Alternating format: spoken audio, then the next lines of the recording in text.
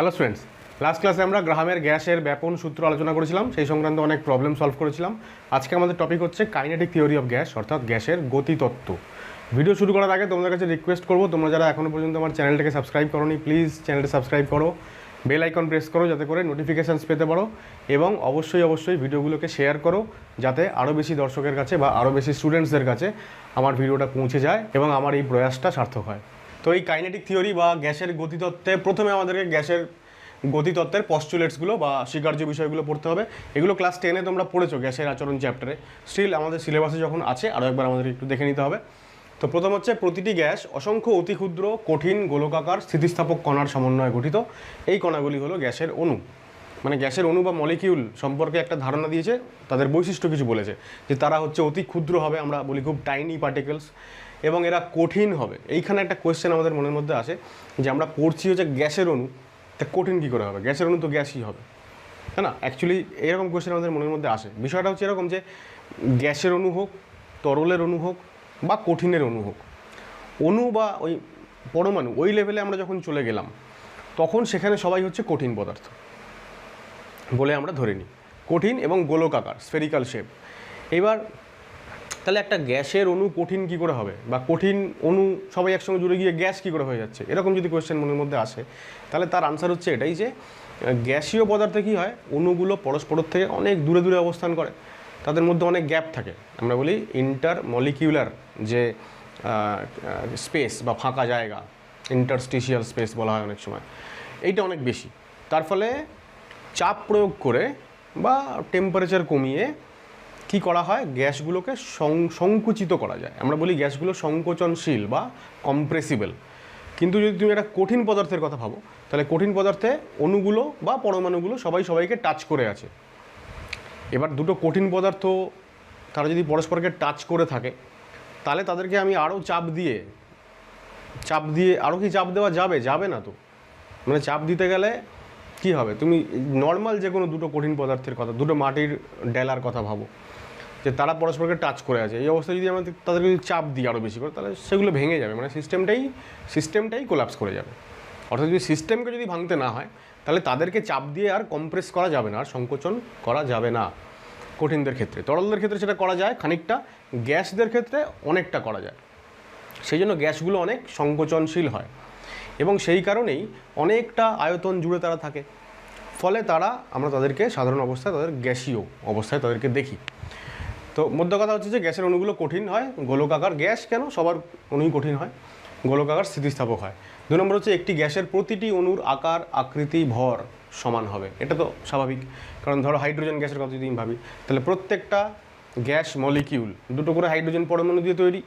তার মানে প্রত্যেকের মধ্যেই পরমাণুর সংখ্যা বলো, ইলেকট্রন প্রোটনের সংখ্যা বলো, বা হাইড্রোজেন ছাড়া অন্য কারোর ক্ষেত্রে নিউট্রনের সংখ্যা বলো, সবই সমান। সুতরাং তাদের ভর সমান হবে, আকৃতি আকার সমান হবে, এটাই স্বাভাবিক। থার্ড হচ্ছে, গ্যাস অণুগুলির মোট আয়তন পাত্রের আয়তনের তুলনায় নগণ্য হয়। এইটা একটা খুব ইম্পর্টেন্ট পয়েন্ট, যে একটা পাত্রে আমি গ্যাস রেখেছি, তাহলে গ্যাসের অণুগুলো, গ্যাসের যে অণুর কথা আমরা বলছি যারা হচ্ছে কঠিন গোলকাকার হয়, এদের নিজস্ব আয়তন এতটাই কম যে মোট পাত্রের আয়তনের তুলনায় ওদের মোট আয়তন নগণ্য হয়। মানে কি, ধরা যাক একটা পাত্র এরকম নিয়েছি আমি, এই পাত্রের মধ্যে কিছু অণু এরকম ইতস্তত চারিদিকে ছড়িয়ে আছে।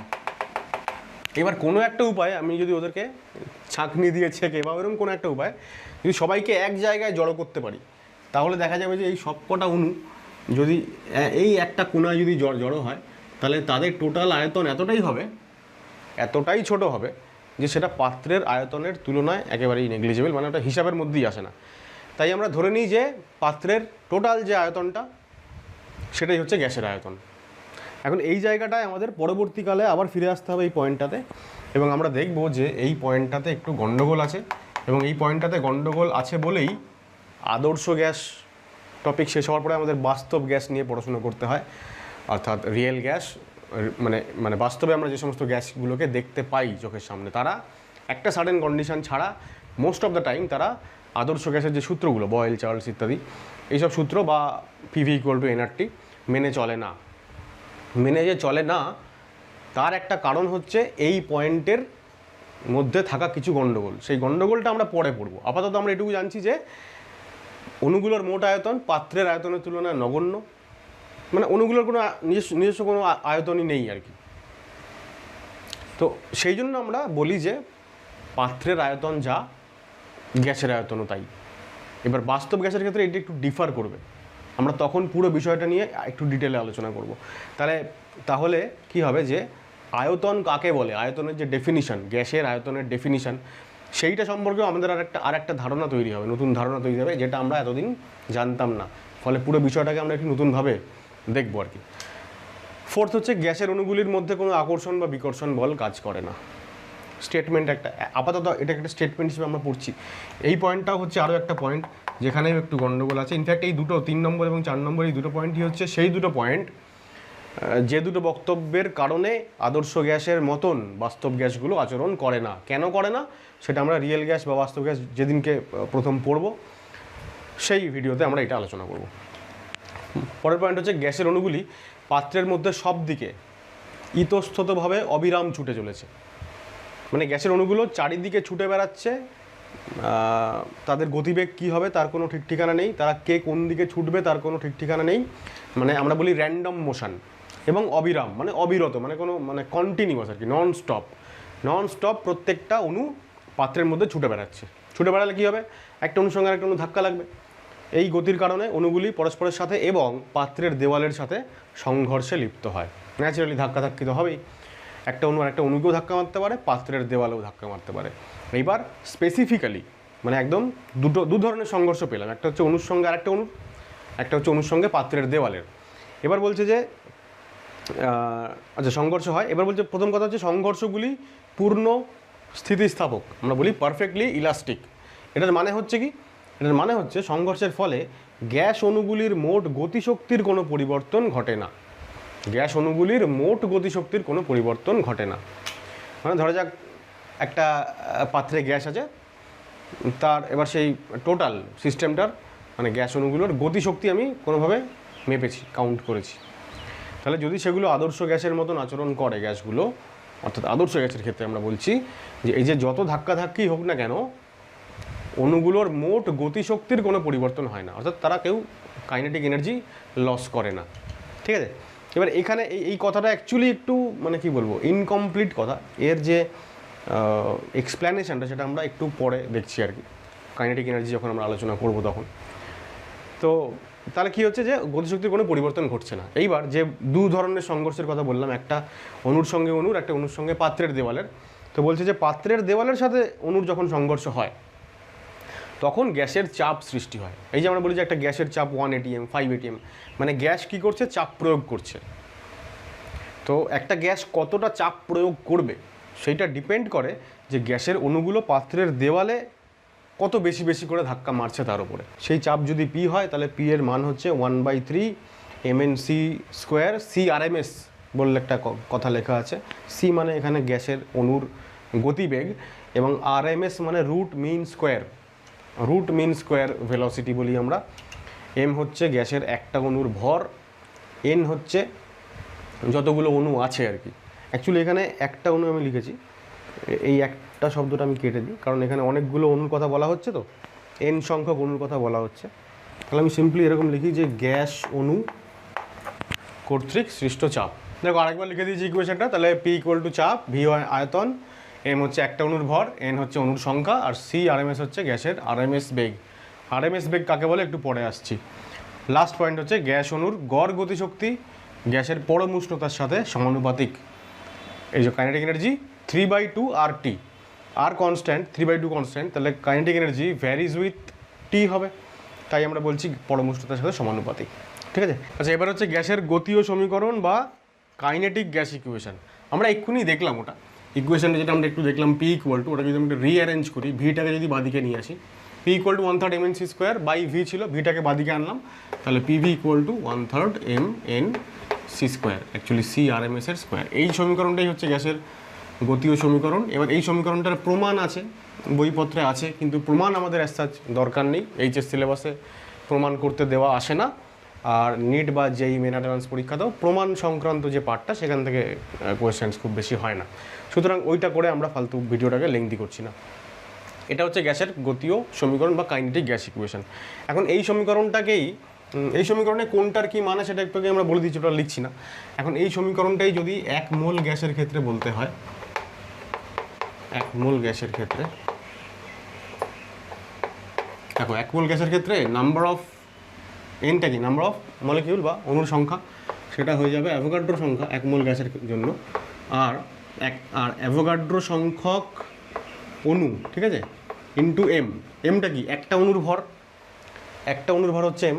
তাহলে এটাকে যদি অ্যাভোগাড্রো সংখ্যা দিয়ে গুণ করি তাহলে অ্যাভোগাড্রো সংখ্যক অণুর ভর হয়ে যাচ্ছে। তাহলে অ্যাভোগাড্রো সংখ্যক অণুর ভরকে কি বলা হয়, মোলার ভর। তাহলে 1 মোলের জন্য প্রথম কথা আমরা এই ছোটো হাতের এনের জায়গায় এনে লিখব, তারপর হচ্ছে এনএ ইন্টু এম, তার বদলে আমরা লিখতে পারি এম। তাহলে পুরো ইকুয়েশনটা পাল্টে গিয়ে হয়ে যাবে এরকম যে PV equal to 1/3 capital M, তারপরে সি স্কোয়ার আরএমএস। ঠিক আছে, এটা হচ্ছে 1 মোল গ্যাসের ক্ষেত্রে, লিখে তো দিয়েছি ফর 1 মোল। আচ্ছা, এইবার আমাদের এখান থেকে আর একটা জিনিস করতে হয়, মানে এটারই এক্সটেনশন, সেটা হচ্ছে আদর্শ গ্যাসের গতিশক্তি। গতিশক্তির ইকুয়েশন আমি একটু আগে বললাম যে ই ইকুয়াল টু 3/2 RT, সেটা প্রমাণ করতে হয় এখান থেকে। কী করে, দেখো আমরা এই আলোচনাটাকে এক্সটেন্ড করছি। যদি আমরা 1 মোলের কথাই বলি, ঠিক আছে, 1 মোলের কথা যদি আমরা আলোচনা করছি, তাহলে আমরা 1 মোলের ক্ষেত্রে আমরা জানি পিভি ইকুয়াল টু RT। তাহলে এই পুরো ইকুয়েশন পাল্টে হয়ে যাবে RT equal to 1/3 M CRMS এর স্কোয়ার। এটাকে আরেক লাইন এক্সটেন্ড করে আমরা লিখতে পারি, দেখো 2/3 into half MC square. C যদি গতিবেগ হয় তাহলে হাফ MV স্কোয়ার মানে গতিশক্তি, তাই না, হাফ MV স্কোয়ার মানে গতিশক্তি। এবার এই এমটা মোলার ভর, মানে 1 মোলের ভর, সুতরাং গতিশক্তিটাও 1 মোলের গতিশক্তি। তো সেইটাকে আমরা অ্যাকচুয়ালি কী দিয়ে রিপ্রেজেন্ট করি, দেখো, অর 2/3 E, ঠিক আছে, যেখানে E equal to half M C square equal to 1 mole গ্যাসের গতিশক্তি। ঠিক আছে, তাহলে দেখো প্রমাণ হয়ে গেছে E ইকুয়াল টু 3/2 RT 1 মোলের জন্য এটা। এবার এখান থেকে আমাদের 1 মোলের থেকে আমাদের একটা অণুর গতিশক্তি সেটাও বের করতে হয়। তাহলে E ইকুয়াল টু যদি 3/2 RT হয় এবং এটা যদি 1 মোলের গতিশক্তি হয়, তাহলে একটা অণু কী করে পাবো, অ্যাভোগাড্রো সংখ্যা দিয়ে ভাগ করলে পাবো। তাহলে আমরা যদি ইকুয়েশনের বোথ সাইডে যদি আমি অ্যাভোগাড্রো সংখ্যা দিয়ে ভাগ করি, RT/N এটাকে আমি এরমভাবে লিখছি R/NA ইন্টু T, এটা লেখা যাবে। এবার এই যে অ্যাভোগাড্রো সংখ্যক 1 মোল গ্যাসের যে গতিশক্তি ডিভাইডেড বাই অ্যাভোগাড্রো সংখ্যা, তাহলে আমি একটা অণুর গতিশক্তি পাবো, সেটাকে আমরা ই না লিখে এপসাইলন লিখি, দিস ইকুয়াল টু 3/2। এবার আর মানে universal gas constant divided by Avogadro সংখ্যা, এই দুটো কনস্ট্যান্টের রেশিও, এটাও একটা কনস্ট্যান্ট, এটাকে কে দিয়ে রিপ্রেজেন্ট করা হয়, ক্যাপিটাল লেটারে কে এবং টি। এই কেটাকে আমরা বলি বোলজম্যান কনস্ট্যান্ট, ঠিক আছে। তাহলে এখানে এপসাইলন হচ্ছে গ্যাসের একটা অণুর গতিশক্তি, আর কে হচ্ছে বোলজম্যান ধ্রুবক, ঠিক আছে। ইউনিভার্সাল গ্যাস কনস্ট্যান্ট 8.314 রাখবো, আর যদি এনএটাকে অ্যাভোগাড্রো সংখ্যা রাখি তাহলে আমরা এসআই ইউনিটে ভ্যালু পেয়ে যাব, এবং সেটা হয়ে যাবে 1.38 ইন্টু 10⁻⁻23। ওপরে 8.314 আর নিচে 6.022, ঠিক আছে। তার মানে 8/6 অলমোস্ট এরকমই কিছু একটা আসবে, আর 10⁻⁻23, এটা হয়ে গেল কে এর ভ্যালু, ঠিক আছে। দেখো কাইনেটিক এনার্জি সংক্রান্ত 4টে প্রবলেম আমি ইংরেজিতে প্রবলেমগুলো লিখে ফেলেছি, ফলে আর মুছলাম না, আশা করি তোমরা নিশ্চয়ই বুঝতে পারবে। Calculate kinetic energy of O2 gas at 27 degree Celsius. এবার কতটা O2 গ্যাস সেটার কথা বলেনি, যদি এরকম কোয়েশ্চেন থাকে যে এত ডিগ্রি সেলসিয়াস টেম্পারেচারে অমুক গ্যাসের গতিশক্তি বের করো, তাহলে আমরা 1 মোল গ্যাস ধরেই চলবো, ঠিক আছে। তাহলে E ইকুয়াল টু 3/2 RT, 1 নম্বর এটা। তাহলে 3/2 ইন্টু আর এর ভ্যালু কত, আমরা এখানে কিন্তু আর এর ভ্যালু কেবলমাত্র জুলে বসাবো, অথবা ক্যালোরি যদি বলা থাকে তাহলে ক্যালোরি বসাবো, কিন্তু কখনোই লিটার অ্যাটমসফিয়ার ইউনিটে বসানো যাবে না, ঠিক আছে। তাহলে আপাতত আমরা জুলে বসাচ্ছি 8.314 ইন্টু, দেখো 27 মানে হচ্ছে 300, তো 27 ডিগ্রি সেলসিয়াস মানে 300 কেলভিন। এবার আমরা প্রবলেম সলভ করার সময় কখনোই 8.314 ভ্যালু বসাবো না, ঠিক আছে। মানে জুল ইউনিটে 8.314টাকে আমরা সিম্পলিফাই করে আমাদের কাজের সুবিধার্থে আমরা এটাকে 25/3 করবো। 25/3 যদি করো তুমি ক্যালকুলেটারে দেখবে 8.314 এর কাছাকাছি একটা ভ্যালু এসছে, সুতরাং অ্যাপ্রক্সিমেটলি এটা ব্যবহার করাই যায়, ঠিক আছে। তাহলে এত জুল, যেহেতু 8.314 লিখেছি তাহলে জুল হয়ে গেল। এবার 3 আর 3 কেটে গেল, দেখো অঙ্কটা অনেক সোজা হয়ে যাবে, এটা 150 হয়ে গেল, ঠিক আছে। তাহলে 5 25 125, 25 আর 12 37, তাহলে এত জুল মোল ইনভার্স মানে হচ্ছে 3.75 কিলো জুল মোল ইনভার্স। আমরা 8.314 লিখে ক্যালকুলেট করতে গেলে অনেক সময় লাগবে, সুতরাং আমরা ওইটা অ্যাভয়েড করবো। 8.314 এর বদলে আমরা 25/3 বসাবো। এবার দেখো calculate kinetic energy of 22 gram of CO2 at 127 degree Celsius. এইবার অ্যামাউন্ট বলে দিচ্ছে যে 22 গ্রাম। তাহলে আমরা এই যে ফর্মুলা ইউজ করেছিলাম এটা হচ্ছে 1 মোলের জন্য, ঠিক আছে। তাহলে যদি আমরা n মোল নিই, n মোল, তাহলে n মোলের জন্য ইকুয়েশন কী হবে, = 3/2 nRT। n মোলের জন্য n দিয়ে গুণ হয়ে যাবে জাস্ট। তাহলে এবার যত গ্রাম আছে ওটাকে আমাকে মোলে কনভার্ট করতে হবে, ব্যাস তাহলেই হয়ে গেল। তো দেখো 3/2 ইন্টু 22 গ্রাম মানে কত, CO2 22/44 মোল, তাই না, W/M, n = আর এর জায়গায় আবারও আমরা 8.314 না লিখে 25/3 লিখব, আর 127 মানে 400 কেলভিন, 400 কেলভিন তো না, জুল মোল ইনভার্স। আবারও দেখো 3টা আউট হয়ে গেল, তাহলে এটা হচ্ছে 2 আর 2 4, আর এটা হয়ে গেল 100, তাহলে 2500 জুল মোল ইনভার্স বা 2.5 কিলো জুল মোল ইনভার্স। তিনেরটা দেখো বলছে অ্যাট হোয়াট টেম্পারেচার, কত উষ্ণতায় kinetic energy of 56 gram of nitrogen, 56 gram নাইট্রোজেনের গতিশক্তি will be equal to 80 gram of methane. তাহলে আমরা নাইট্রোজেন আর মিথেন দুটো গ্যাসের কথা বলছি, এটা হচ্ছে নাইট্রোজেনের হচ্ছে 56 গ্রাম। 56 গ্রাম মানে আমরা কি লিখব, 3/2 ইন্টু nRT, n মানে হচ্ছে 56/28 নাইট্রোজেনের ক্ষেত্রে, আর এর জায়গায় লিখবো, আচ্ছা আরটা লিখবো না, আর রেখে দিচ্ছি কেন, কারণ আমরা তো কম্পেয়ার করছি। আর এই টেম্পারেচারটা বার করতে হবে, অ্যাট হোয়াট টেম্পারেচার, কত তাপমাত্রায় নাইট্রোজেনের 56 গ্রামের কাইনেটিক এনার্জি। তাহলে নাইট্রোজেনের 56 গ্রামের জন্য এই হচ্ছে ইকুয়েশন। এইটা সমান হবে কার সঙ্গে, মিথেনের 80 গ্রাম। তাহলে 3/2 n 80/16, methane 16 molecular mass, into R into মিথেনকে রাখা আছে 27 ডিগ্রি মানে 300 কেলভিন উষ্ণতায়। তাহলে নাইট্রোজেন আর মিথেনের কাইনেটিক এনার্জি ইকুয়াল হবে কোন টেম্পারেচারে সেটা বের করতে হবে, ঠিক আছে। তো দেখো 3/2 কেটে দিলাম, এটা হচ্ছে 2, 28 আর 56 মানে 2, আর এখানে এটা হচ্ছে 5, ঠিক আছে, আর আউট হয়ে গেল। তাহলে T = কত হচ্ছে এদিকে, 5 3 1500, আর এদিকে 2 আছে, তার মানে 750। তাহলে 750 কেলভিন উষ্ণতাতে নাইট্রোজেনের যা 56 গ্রামের যা কাইনেটিক এনার্জি, সেটা হচ্ছে মিথেনের 80 গ্রামের 27 ডিগ্রি সেলসিয়াস টেম্পারেচারে এই একই কাইনেটিক এনার্জি হবে। আশা করা যায় অঙ্কটা বোঝানো গেল। Fourth last problem relating to kinetic energy বলছে kinetic energy of a gas is x kilojoule per mole, 250 kelvin উষ্ণতায়, 250 কেলভিনে x kilojoule kinetic energy. At what temperature, কোন উষ্ণতায় it's kinetic energy will become 5x, মানে কত উষ্ণতায় 5x হয়ে যাবে। 250-তে x আছে, কত উষ্ণতায় 5x হবে।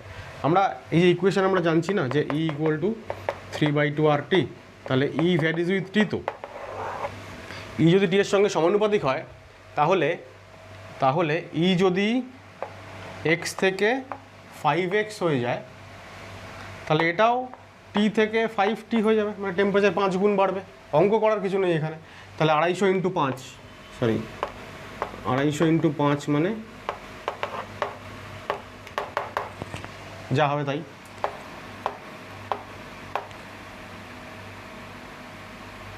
$1250, 273 বাদ দিয়ে দাও যদি ডিগ্রি সেলসিয়াসে চাও।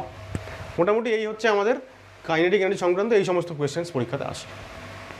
আচ্ছা, গ্যাস অণুর গতিশক্তির পরে এবার আমরা আলোচ্য বিষয় হচ্ছে গ্যাসের অণুর গতিবেগ। গতিবেগ 3 রকমের হচ্ছে, গড় বেগ বা অ্যাভারেজ ভেলোসিটি, গড় বর্গবেগের বর্গমূল অর্থাৎ রুট মিন স্কোয়ার ভেলোসিটি, আর সম্ভাব্যতম গতিবেগ বা এটা লেখা হয়নি, এটা হচ্ছে মোস্ট প্রবেবল ভেলোসিটি। এখন একটা যদি পাত্রের মধ্যে গ্যাস নেওয়া হয়, সেখানে অসংখ্য গ্যাসের অণু আছে। প্রত্যেকটা অণু, সবকটা অণুই অ্যাকচুয়ালি আমরা একটু আগে বললাম যে তারা বিক্ষিপ্তভাবে অবিরাম গতিতে তারা ছুটে চলেছে, কেউ থামছে না। এবারে জাস্ট বোঝানোর জন্য আমি যদি এরকম বলি যে আমরা ধরা যাক 10টা অণু নিয়েছি, 10টা অণু। এবার এই 10টা অণুর প্রত্যেকটার গতিবেগ সেম হবে, এটা নাই হতে পারে, ইনফ্যাক্ট এটা হয়ও না। কিন্তু যতগুলো অণু আছে সিস্টেমে, এরকম হতেই পারে যে বেশ কয়েকটা অণু তাদের গতিবেগ পরস্পরের সঙ্গে সমান, একই রকম, অন্যদের থেকে আলাদা। ফর এক্সাম্পল 10টা অণুর মধ্যে ধরা যাক 2টো অণুর গতিবেগ হচ্ছে 5 মিটার পার সেকেন্ড, বোঝানোর জন্য বলছি আর কি। বাকি 3খানা অণু তাদের গতিবেগ হচ্ছে ধরা যাক 10 মিটার পার সেকেন্ড। আর বাকি আরও 5খানা অণু আছে যাদের প্রত্যেকের গতিবেগ হচ্ছে অ্যাকচুয়ালি 2 মিটার পার সেকেন্ড। ঠিক আছে, তাহলে সবকটার অণুর গতিবেগ পরস্পর একই না হলেও কিছু অণুর গতিবেগ পরস্পরের সঙ্গে সমান। এই অবস্থায় এই 5 আর 3 8 আর 2 10, 10টা অণুর অ্যাভারেজ বা গড় গতিবেগ কত হবে? 10টা অণুর মোট গতিবেগ ডিভাইডেড বাই 10, মানে মোট গতিবেগ ডিভাইডেড বাই মোট অণুর সংখ্যা, এটাই হচ্ছে গড়। গড় তো আমরা এইভাবে বের করি। তাহলে আমরা যদি গড় বেগ বা সি অ্যাভারেজ যদি বের করি, এই পার্টিকুলার কেসটাতে কী হবে দেখো, 2টো অণুর প্রত্যেকটার বেগ হচ্ছে 5 করে, প্লাস 3টে অণুর প্রত্যেকটার বেগ 10 করে, প্লাস 5টা অণুর প্রত্যেকটার বেগ হচ্ছে 2 করে। তাহলে টোটাল গতিবেগ পেয়ে গেলাম ডিভাইডেড বাই টোটাল অণুর সংখ্যা, এটাই হচ্ছে গড় বেগ। তাহলে সি অ্যাভারেজ হচ্ছে এটাই। ইনফ্যাক্ট আমি এই যে এক্সাম্পলটা দিলাম, এইরকম টাইপের ছোটো ছোটো অঙ্কও থাকে আর কি। ঠিক আছে, তাহলে এর যে জেনারেল যে টার্ম সেটা কী হবে, ধরা যাক আমি বলতে চাইছি যে একটা সিস্টেমে টোটাল অণুর সংখ্যা হচ্ছে n। ঠিক আছে, তার মধ্যে n1 সংখ্যক অণু তাদের প্রত্যেকের গতিবেগ c1 করে, n2 সংখ্যক অণু তাদের প্রত্যেকের গতিবেগ c2 করে মিটার পার সেকেন্ড, n3 সংখ্যক অণুর প্রত্যেকের গতিবেগ c3 মিটার পার সেকেন্ড করে, এরকম চলল। তাহলে সি অ্যাভারেজের ফর্মুলা হচ্ছে n1 c1 plus n2 c2 plus n3 c3 plus dot dot dot. ঠিক আছে, n1 সংখ্যকের প্রত্যেকের গতিবেগ c1, তাহলে n1 সংখ্যকের মোট গতিবেগ n1 ইন্টু c1, n2 সংখ্যকের মোট গতিবেগ n2 c2, এই করে সমস্ত অণুর মোট গতিবেগ পেলাম ডিভাইডেড বাই মোট যে অণুর সংখ্যা n1 plus n2 plus n3 plus dot dot dot, that is equal to n। ঠিক আছে, n মানে actually n1 plus n2 plus n3 plus dot dot dot. তাহলে এইটা হচ্ছে আমাদের অ্যাভারেজ ভেলোসিটির একটা ফর্মুলা, যেখান থেকে আমাদের এইরকম টাইপের ছোটো ছোটো অঙ্ক দিতে পারে। এছাড়া অ্যাভারেজ ভেলোসিটির আরেকটা ফর্মুলা হয় যেটা হচ্ছে টেম্পারেচার ডিপেন্ডেন্সকে বোঝায়। টেম্পারেচারের উপরে কীভাবে ডিপেন্ড করে সেইটা বোঝানোর জন্য আমরা বলি AV equal to C average equal to root over of 8 RT by pi M. খুব ইম্পর্টেন্ট ফর্মুলা, এটা আমাদের খুব কাজে লাগবে অঙ্ক করার জন্য। 8 RT বাই পাই এম। আর মানে বুঝতেই পারছো গ্যাস কনস্ট্যান্ট, টি হচ্ছে টেম্পারেচার কেলভিন স্কেল, এম হচ্ছে মোলার মাস, আর এটা পাই। এরপর আমরা আসবো গড় বর্গবেগের বর্গমূল। অ্যাকচুয়ালি এই 3 রকম বেগ কেন দেওয়া হয়েছে তার পেছনে একটা ছোট কারণ যদি আমি বোঝাতে চাই, তাহলে এরকম বলতে হবে যে ধরা যাক এই যে আমরা গড় বেগ বের করেছি, এখন গড় মানে কি, যোগ করে টোটাল সংখ্যা দিয়ে ভাগ করা। এখন ধরা যাক কোনো একটা গ্যাসের অণু ডান দিকে যাচ্ছে, তার বেগ হচ্ছে 5 মিটার পার সেকেন্ড, ঠিক আছে। আর একটা অণু বাঁ দিকে যাচ্ছে, মানে ঠিক তার অপোজিটে 180 ডিগ্রি অ্যাঙ্গেলে যাচ্ছে, যারও গতিবেগ হচ্ছে 5 মিটার পার সেকেন্ড। তাহলে এই দুটোর অ্যাভারেজ কত হবে? যেটা ডান দিকে যাচ্ছে সেটার সাপেক্ষে বাঁ দিকে যে যাচ্ছে তার ভ্যালু কত হচ্ছে? -5 হচ্ছে না? এটা যদি +5 হয়, এটা -5, কারণ অপোজিট ডাইরেকশন। তাহলে অ্যাভারেজ করলে 5 + -5/2 মানে হয়ে গেল 0। অর্থাৎ দুটো মলিকিউলের অ্যাভারেজ হচ্ছে 0। কিন্তু এই যে অ্যাভারেজ 0, এটা কি আসলে ঠিক তথ্য দিচ্ছে? না তো। অ্যাভারেজ 0 মানে হচ্ছে গ্যাসের গতিবেগ 0 হয়ে গেছে, তার মানে গ্যাস মলিকিউলগুলো এক জায়গায় স্ট্যাটিক হয়ে গেছে, দাঁড়িয়ে আছে। কিন্তু তা তো নয়, গ্যাস মলিকিউলগুলো তো র্যান্ডমলি তারা এদিক ওদিক ছোটাছুটি করে চলেছে। সেই জন্য অ্যাভারেজ ভ্যালু যখন আমরা বের করি তখন সেখানে কিছু, মানে এবার সবার ক্ষেত্রে তো এরকম হবে না, কিছুর ক্ষেত্রে এরকম হতে পারে। সেক্ষেত্রে টোটাল যে ভ্যালুটা আসছে সেইখানে কিছু গড়মিল থাকবে আর কি, মানে ভ্যালুটা সঠিক আসে না। সেই কারণে অ্যাভারেজ ভেলোসিটি সবসময় সঠিক মান দেয় না। সেই কারণে আমাদের গড় বর্গবেগের বর্গমূল এই কনসেপ্টে আসতে হয়। দেখো তাহলে CRMS এটা কি? Root mean square. মানে হচ্ছে এই যে একজনের সাপেক্ষে অন্যদিকে চলা আরেকটা অণু, একটা অণুর সাপেক্ষে অন্যদিকে চলা আরেকটা অণুর, এর যদি পজিটিভ হয়, এর যদি নেগেটিভ হয়, তাহলে এই যে গণ্ডগোলটা হচ্ছিল, এই গণ্ডগোল এড়ানোর জন্য আমরা কী করলাম? প্রত্যেকের গতিবেগকে স্কোয়ার করে দিলাম। তাহলে -5-এর স্কোয়ার যা হবে, +5-এর স্কোয়ার তাই হবে। তো সেইভাবে অ্যাভারেজ নেওয়া হলো যে প্রত্যেকটা অণু, ধরো N1 সংখ্যক অণু, প্রত্যেকের বেগ হচ্ছে C1 করে। তাহলে এদের যখন আমি টোটাল বেগ বের করছি, তো টোটাল বেগটা N1 C1 না করে ওরা C1-এর স্কোয়ার করে দিয়েছে। তাহলে কী হবে? নেগেটিভ সাইনের জন্য যে গণ্ডগোলটা হচ্ছিল সেইটা রিমুভ হয়ে গেল এইবার। তাহলে এইবার এইগুলোকে যোগ করছি আর কি, N2 C2 square plus N3 C3 square plus ... divided by N1 plus N2 plus N3। এখন এইটা করতে গিয়ে আর একটা সমস্যা হলো যে অ্যাকচুয়ালি যার গতিবেগ 5 আমরা তার স্কোয়ার করে দিয়েছি, মানে ভ্যালু অনেক বেড়ে গেছে, ঠিক আছে। তাহলে যেহেতু ভ্যালু বেড়ে গেছে অনেকটা, কারণ হচ্ছে স্কোয়ার করেছি তাই, তাহলে যদি আবার টোটালটার যদি স্কোয়ার রুট করে দিই, তাহলে স্কোয়ার করা সংক্রান্ত যে গণ্ডগোলটা সেইটাকে মিনিমাইজ করা যাবে। সেই কারণে এই টোটাল যে ব্যাপারটা সেইটার রুট নেওয়া হলো আর কি, ঠিক আছে। রুটের ভেতরেই পুরো জিনিসটা। তাহলে গড় এখানে কি লিখছে দেখো, গড় বর্গবেগের বর্গমূল। এই যে বর্গবেগ কথাটার মানে কি? বর্গবেগ মানে যে বেগের স্কোয়ার, বেগের বর্গ। তাহলে এই বর্গবেগ নিয়ে তার গড় বানিয়েছিলাম, মানে যখন রুট সাইনটা দিয়েছি তার আগের কেসটা বলছি, রুটটা দেওয়ার আগে পর্যন্ত আমরা গড় বর্গবেগ, মানে বর্গবেগ নিয়ে তার অ্যাভারেজ বানিয়েছিলাম, মানে গড় বানিয়েছিলাম। তাতে করে যে গণ্ডগোলটা হলো সেইটা, মানে ভ্যালুটা অনেক বেড়ে গেল, স্কোয়ার হয়ে গেল। সেইটাকে মিনিমাইজ করার জন্য আমরা স্কোয়ার রুট করলাম, অর্থাৎ বর্গমূল করলাম। তাই জন্য আমরা বলছি যে রুট মিন স্কোয়ার ভেলোসিটি, অর্থাৎ মিন স্কোয়ার বা গড় বেগ, তার আমরা রুট নিয়েছি। রুট মানে হচ্ছে স্কোয়ার রুট এখানে। তো এইটা করে যে ফাইনালি ভ্যালুটা পাওয়া গেল, সেটার ভ্যালু দেখা গেল যে অ্যাভারেজ ভেলোসিটি করতে গিয়ে যতটা কমে যাচ্ছিল ভ্যালুটা মাইনাস সাইনের জন্য, তার থেকে খানিকটা বেড়ে গেল ভ্যালুটা। তো এইটা অনেক বেশি, অ্যাভারেজ ভ্যালুর থেকে অনেক বেশি অথেন্টিক বলে ধরে নেওয়া হলো আর কি। তো আমরা ওই জন্য ম্যাক্সিমাম যে আলোচনাগুলো চলে সেখানে আমরা গ্যাসের গতিবেগ বলতে আমরা RMS গতিবেগটাকেই বুঝি, কিন্তু যখন মেনশন করে দেবে এটা বা এটা, তখন সেইগুলো নিয়ে কাজ করতে হবে। এবার টেম্পারেচার ডিপেন্ডেন্স সংক্রান্ত যে ফর্মুলা, সেটাও এখানে লিখছি আমি। CRMS = আগেরটা ছিল, অ্যাভারেজটা ছিল √8RT/πm, এটা হচ্ছে √3RT/m, ঠিক আছে। তাহলে এটাও একটা খুবই গুরুত্বপূর্ণ ফর্মুলা, মনে রাখতে হবে। আর থার্ড হচ্ছে সম্ভাব্যতম গতিবেগ বা মোস্ট প্রবাবেল ভেলোসিটি। আমি শুরুতে যে এক্সাম্পলটা দিয়েছিলাম যে 10টা মলিকিউল নিয়েছিলাম, তার মধ্যে 2 জনের বেগ ছিল 5 মিটার পার সেকেন্ড করে, 3 জনের বেগ ছিল সম্ভবত 10 লিখেছিলাম, যাই হোক অন্য কিছু লিখলেও অসুবিধা নেই, 5টার ভ্যালু ছিল 2 মিটার পার সেকেন্ড করে।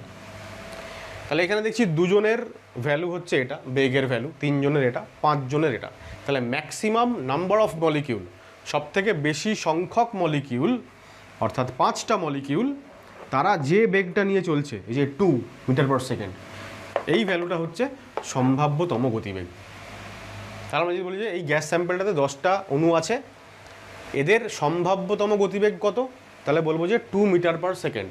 সম্ভাব্যতম গতিবেগ কাকে বলে?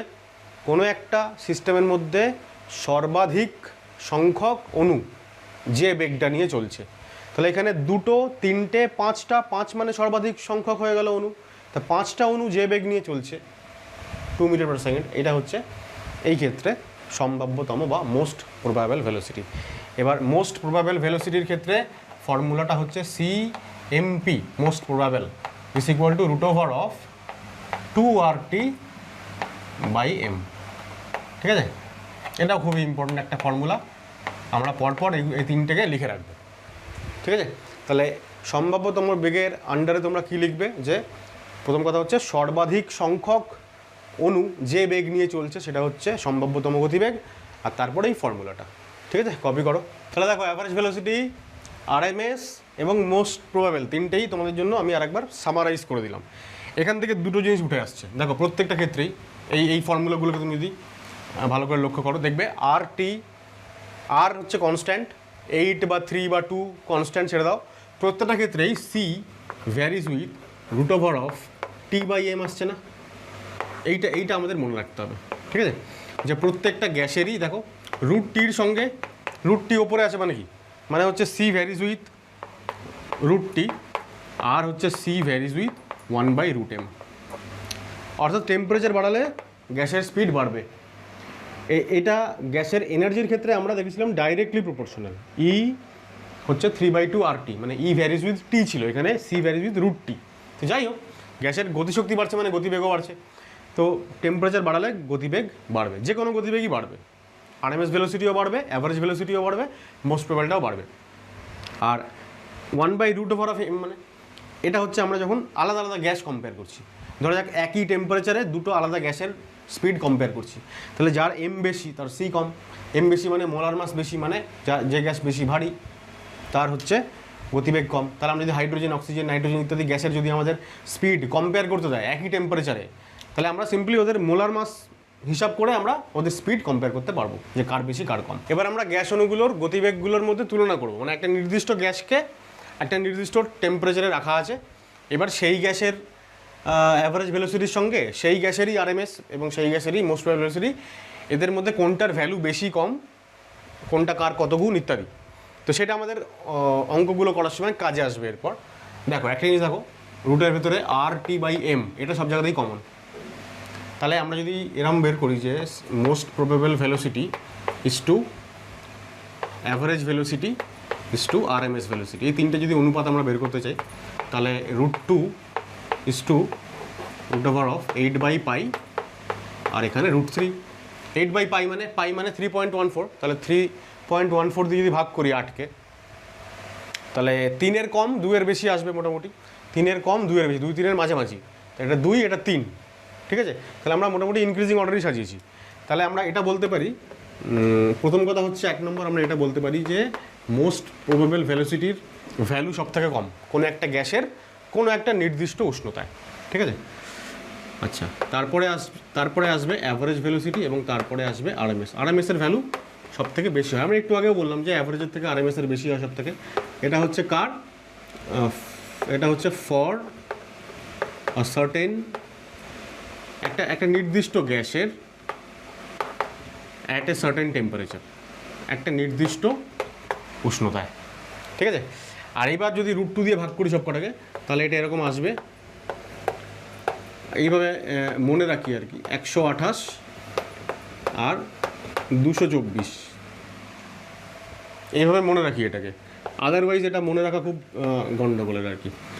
তো এই শুধুমাত্র এই ফর্মুলা ব্যবহার করে আমরা কি করব, যদি কোনো গ্যাসের মোস্ট প্রবাবেল ভেলোসিটি দেওয়া থাকে, তাহলে সেখান থেকে অবশ্যই আমরা অ্যাভারেজ বা RMS বের করতে পারবো। ধরো বলে যে কোনো একটা গ্যাসের মোস্ট প্রবাবেল ভেলোসিটি হচ্ছে 1000 মিটার পার সেকেন্ড, 1000, তাহলে এটা যদি 1000 হয়, এটা অবশ্যই 1228 হবে, এবং এটা 1128 হবে, এবং এটা 1224 হবে। ঠিক আছে, তাহলে এভাবে আমরা বের করতে পারি। আর যেহেতু RMS ভেলোসিটিটা হচ্ছে আমাদের যেটা বললাম সবথেকে বেশি ইম্পর্ট্যান্ট, তাই আরএমএসকে আমরা এই দুটোর সাপেক্ষে প্রকাশ করি। মানে আমরা এরকম বলি আর কি, মানে খুবই ইম্পর্টেন্ট এই দুটো ফর্মুলাও, যে C most probable equal to, যদি আরএমএস ভেলোসিটি দেওয়া আছে এটা বের করতে হবে, তাহলে কি করব, বা আরএমএস ভেলোসিটি দেওয়া আছে অ্যাভারেজ ভেলোসিটি বের করতে হবে, তাহলে সামথিং ইন্টু সি আরএমএস এইটা আমাদের করতে হবে। আরএমএস এর সঙ্গে কিছু একটা গুণ করে এটাতে আসবো। এবার যেহেতু আরএমএস এর ভ্যালু বেশি সব থেকে, তাহলে এমন কিছু দিয়ে একটা ফ্যাক্টর দিয়ে গুণ করতে হবে যেটার ভ্যালু 1 এর থেকে কম। তো এটা আমরা এইভাবে মনে রাখবো যে যেহেতু আরএমএস এর থেকে জাস্ট কম হচ্ছে অ্যাভারেজ, মোস্ট প্রবাবল সব থেকে কম, তাই ফ্যাক্টরের ভ্যালুটা এখানে বেশি হবে। অ্যাভারেজের ক্ষেত্রে ফ্যাক্টর ভ্যালু হবে এখানে 0.9291 সামথিং হয়, 92 আমরা বলি, আর এটা 0.82। এবার এই দুটো হচ্ছে আমাদের খুব ইম্পর্টেন্ট দুটো ফর্মুলা, যেগুলো আমাদের মনে রাখতে হবে। মানে এই যদি এগুলো মনে রাখি আর কি, তাহলে আমাদের অনেক ক্যালকুলেশন করতে হবে না, এক লাইনে অঙ্ক আনসার বেরিয়ে যাবে। ধরো আরএমএস ভেলোসিটি দেওয়া আছে কোনো গ্যাসের, এটা সার্টেন টেম্পারেচারে, তার অ্যাভারেজ বের করতে বলেছে বা তার মোস্ট প্রবাবল বের করতে বলেছে, তাহলে খুব সহজে বের করে ফেলতে পারবো।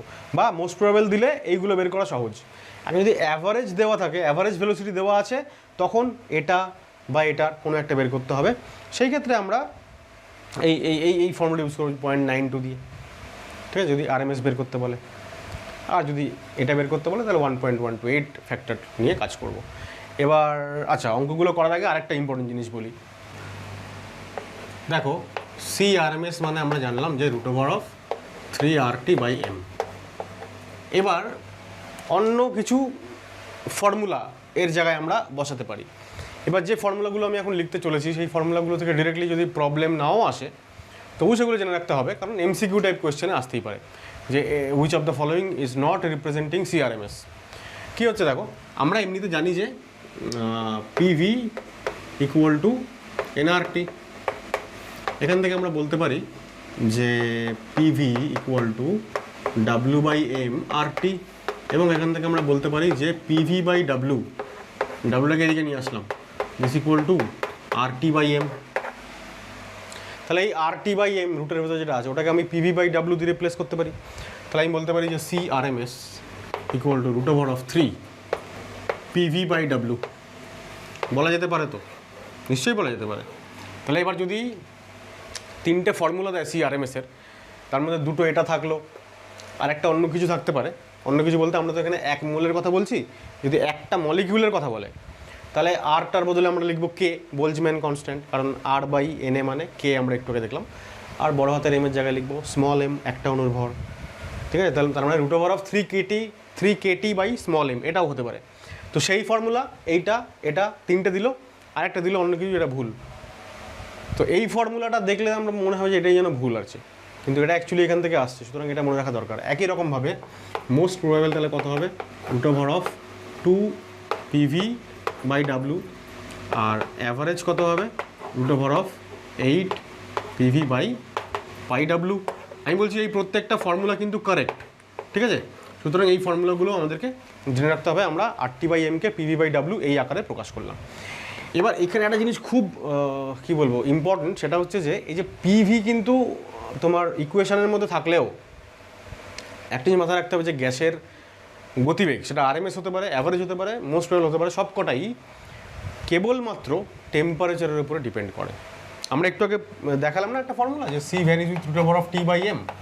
এখন এমটা তো হচ্ছে মোলার মাস, তাই একটা নির্দিষ্ট গ্যাসের তো মোলার মাস ফিক্সড। এবার সেই নির্দিষ্ট গ্যাসটার ভেলোসিটি চেঞ্জ করবে শুধুমাত্র টেম্পারেচার চেঞ্জ করলে, প্রেশার ভলিউম এর মধ্যে কোনো একটা চেঞ্জ করলে কিন্তু চেঞ্জ হবে না, ঠিক আছে। কেন হবে না? ধরো যাক টেম্পারেচার ফিক্সড আছে, টেম্পারেচার কনস্ট্যান্ট, আমরা জানি টেম্পারেচার কনস্ট্যান্ট থাকলে বয়েলস ল অ্যাপ্লিকেবল হয়।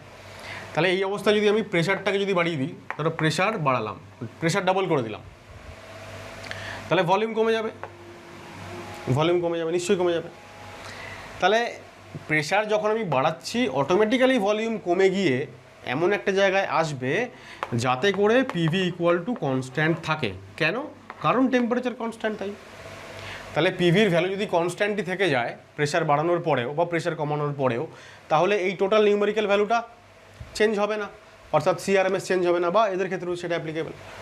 সুতরাং গ্যাসের অণুর গতিবেগ কেবলমাত্র টেম্পারেচারের উপর ডিপেন্ড করে, একটা নির্দিষ্ট গ্যাসের ক্ষেত্রে। যখন কম্পেয়ার করছি অন্য কারোর সঙ্গে তখন আমরা মোলার মাস সেখানে আনবো আলোচনাতে, কিন্তু আদারওয়াইজ একটা সিঙ্গেল গ্যাসের ক্ষেত্রে only and only temperature, pressure বা ভলিউম এদের কোনো ফাংশন নেই।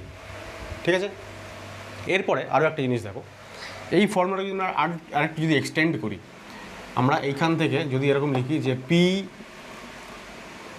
ইকুয়াল টু ঠিক আছে W/V ইন্টু RT/M লিখতে পারি। তো এই ভিটাকে নিচে নিয়ে গেলাম, W/V করলাম আর RT/M করলাম। এবার W/V মানে হচ্ছে ঘনত্ব, তাহলে আমরা একবার এরকম লিখবো যে RT/Mটা হচ্ছে অ্যাকচুয়ালি P/D, P/ ঘনত্ব। তাহলে আমরা আবারও এখান থেকে একটা ফর্মুলা পেয়ে গেলাম, CRMS ইকুয়াল টু √3, তারপরে RT/M লেখার বদলে কী লিখবো, P/D, তাহলে 3P/ডেন্সিটি। একই রকমভাবে C most probable equal to 2P/ডেন্সিটি, আর অ্যাভারেজ ইকুয়াল টু √8। ঠিক আছে, RTর বদলে আবারও P/পাই ইন্টু ডেন্সিটি। ঠিক আছে, তাহলে এই ফর্মুলাগুলোও কিন্তু একই সঙ্গে ইকুয়ালি ইম্পর্টেন্ট আর কি। যদি গ্যাসের ঘনত্ব বলে দেয় যেটা গ্যাসের ঘনত্ব এত, তাহলে এত চাপে ওর কত, বেগগুলো কত, তখন আমরা এই ফর্মুলা ইউজ করবো। ঠিক আছে, ঘনত্ব বলে দিল, চাপ বলে দিল, তাহলে আমরা এটা বের করতে পারবো। অনেক বইতেই 3P/D এর বদলে রো লেখা থাকে, একই জিনিস। ডেন্সিটিকে আমরা ডি বা রো যে কোনো একটা সিম্বল দিয়ে রিপ্রেজেন্ট করি। তাহলে এইগুলো জানার পরে এবার আমরা সরাসরি চলে যাব প্রবলেম। তাহলে দেখো, প্রথমটা CRMS এর আমরা ফর্মুলা জানি 3RT/M রুটের ভেতরে। বলছে 27 ডিগ্রি উষ্ণতায় একটা গ্যাসের RMS বেগ দিয়েছে, আর 4x হবে কত উষ্ণতায়। এবার যখন একটাই গ্যাসের কথা বলা হচ্ছে, অন্য কোনো গ্যাসের সঙ্গে ওর কম্পেয়ার করা হচ্ছে না, তখন আমরা নর্মাল সিম্পলি মানে ফর্মুলাতেও যেতে পারি, আর শর্ট ট্রিকও ব্যবহার করতে পারি। তাহলে আগে ফর্মুলায় বলি যে x কখন হচ্ছে, দেখো x হচ্ছে কখন 27 ডিগ্রি উষ্ণতায়, তাহলে x ইকুয়াল টু √3R, আর 27 মানে হচ্ছে 300 কেলভিন বাই M, গ্যাসের M বলেনি ওরা। আর 4x হবে কত উষ্ণতায়, এটা হচ্ছে কোয়েশ্চেন। তাহলে 4x হবে, ধরা যাক T উষ্ণতায় 4x হবে, তাহলে দুটো ভাগ করে দেবো জাস্ট। তাহলে যদি আমরা 4x/x করি, মানে এই সমীকরণ ডিভাইডেড বাই এই সমীকরণ, তাহলে এই ডান দিকে কি থাকবে দেখো, 3R/M তো কেটে গেল, তাহলে এখানে ওপরে T আছে, এখানে আছে 300, তাহলে রুটের ভেতরে T/300, তাহলে এটা 4 হয়ে গেল। 4-এর স্কোয়ার করে দিই, তাহলে 16 ইকুয়াল টু T/300, তাহলে 4800 কেলভিন। এবার একটা শর্ট ট্রিক ব্যবহার করে কিরকম করা যায় দেখো, এখান থেকে আমরা পাচ্ছি C ভ্যারিজ উইথ √T, তাহলে C যদি ডাবল হয় তাহলে এটা রুটের ভেতরে আছে মানে 4 গুণ হবে, তাই না? এটা যদি 3 গুণ হয় তাহলে এটা রুটের ভেতরে আছে মানে 9 গুণ হবে। এবার এটা বলেছে x থেকে 4x মানে 4 গুণ হচ্ছে, তাই এটা যদি 4 গুণ হয়ে যায়, এটা তাহলে 16 গুণ হয়ে যাবে। তাহলে বেগ 4 গুণ বাড়ানোর জন্য টেম্পারেচারকে 16 গুণ বাড়তে হচ্ছে। তাহলে বেগ যখন x থেকে 4x হবে, তখন টেম্পারেচার 300 কেলভিন থেকে 300 × 16 4800 হবে। ঠিক আছে, তাহলে এই শর্ট ট্রিকটা আমরা ব্যবহার করতে পারি এই কেসে, যখন একটাই পার্টিকুলার গ্যাসের কথা বলা হচ্ছে এবং দুটো আলাদা টেম্পারেচারে ভেলোসিটির কথা চাওয়া হচ্ছে। সেকেন্ড হচ্ছে দেখো, কোন উষ্ণতায় SO2 গ্যাসের RMS বেগ 27 ডিগ্রি উষ্ণতায় O2 গ্যাসের RMS বেগের সঙ্গে সমান হবে।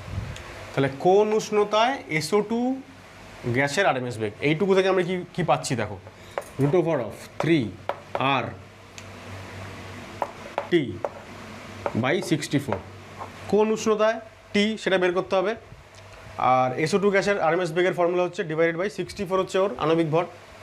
এটা বলছে সমান হবে, কার সঙ্গে সমান হবে, 27 ডিগ্রির O2 গ্যাসের সঙ্গে। তাহলে 27 ডিগ্রির O2-র জন্য ফর্মুলাটা কী হবে, √3R × 27 মানে 300, আর O2 মানে 32।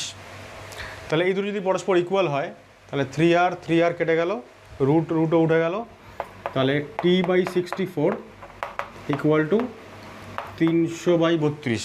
তাহলে T ইকুয়াল টু কত হবে, 64 ওদিকে চলে যাবে মানে 2 মানে 600 হয়ে গেল, তাই না? তাহলে সিম্পলি এখান থেকে আমরা পেয়ে গেলাম T ইকুয়াল টু 600 কেলভিন। তাহলে 600 কেলভিন উষ্ণতায় হচ্ছে SO2 গ্যাসের RMS বেগ 300 কেলভিনের অক্সিজেনের RMS বেগের সঙ্গে সমান। হয়ে গেল।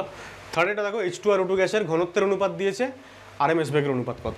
আমরা একটু আগেই করলাম ঘনত্বের অঙ্ক, মানে ঘনত্বের ফর্মুলা, যে CRMS ইকুয়াল টু √3p/d, ঘনত্বের বর্গমূলের ব্যস্তানুপাতিক। তাহলে CRMS of hydrogen is to CRMS of oxygen, this equal to অক্সিজেনের ঘনত্ব উপরে আর হাইড্রোজেনের ঘনত্ব নিচে, যেহেতু বর্গমূলের সঙ্গে ব্যস্তানুপাতিক আছে তাই। এবার ঘনত্বের অনুপাত কত দিচ্ছে 1:16, হাইড্রোজেন আর অক্সিজেন হচ্ছে 1:16, তাহলে অক্সিজেন বাই হাইড্রোজেন করলে কত হবে 16:1, মানে 16 হবে। তাহলে এটা যদি √16 হয়, মানে যদি 4 হয়, তাহলে হাইড্রোজেনের ভেলোসিটি ইজ টু অক্সিজেনের ভেলোসিটি হচ্ছে 4:1 হয়ে গেল। দেখো number 4, RMS velocity of a gas is 30 √r meter per second, calculate its molar mass। তাহলে CRMS ইকুয়াল টু √3RT/m, তাহলে এটা বলছে 30 ইন্টু √r, তাহলে দিস ইকুয়াল টু দেখো 3R, টেম্পারেচার হচ্ছে 300/m, এখান থেকে আমাকে m ক্যালকুলেট করতে হবে।